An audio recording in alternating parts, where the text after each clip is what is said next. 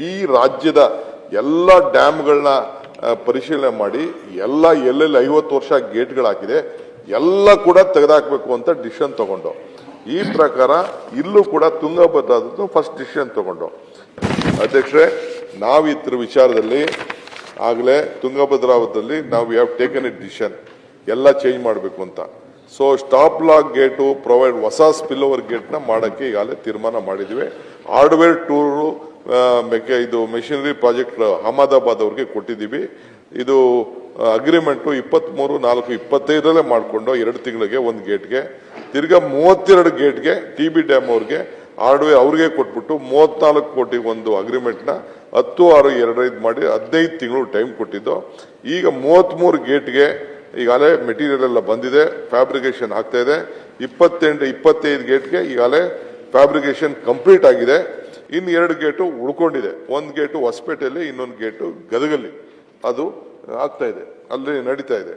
so ಈಗ 26ನ complete dismantle ಮಾಡಿಬಿಟ್ಟಿದೀವಿ ಈ progress ಆಗ್ತಾ ಇದೆ erection status 18, 19 complete trial run ಕೂಡ ಈಗ ಸಕ್ಸಸ್ಫುಲ್ ಆಗಿದೆ ಇನ್ನು 14 ಗೇಟು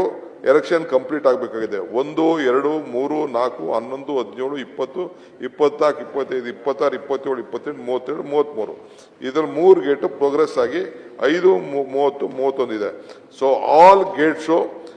ಮೇ ಒಳಗಡೆ ನಾವು ಕಂಪ್ಲೀಟ್ ಮಾಡಲಿಕ್ಕೆ ಎಲ್ಲ ವ್ಯವಸ್ಥೆನೂ ನಾವು ಮಾಡಿದ್ದೀವಿ ನಮಗೂ ಗೊತ್ತಿದೆ ತುಂಗಭದ್ರಾಗೆ ಬಟ್ ಇನ್ನೊಂದು ಏನಪ್ಪಾ ಅಂತಂದ್ರೆ ನೀರು ಸ್ವಲ್ಪ ಅಲ್ಲಿ ಉಳಿಸ್ಬೇಕಾಗಿತ್ತು ನಮಗೆ ತೆಲಂಗಾಣ ಗೌರ್ಮೆಂಟ್ ಅವರು ಸ್ವಲ್ಪ ತಗರಲ್ ಹಾಕಿದ್ರು ಆಂಧ್ರ ಗೌರ್ಮೆಂಟ್ ಅವರು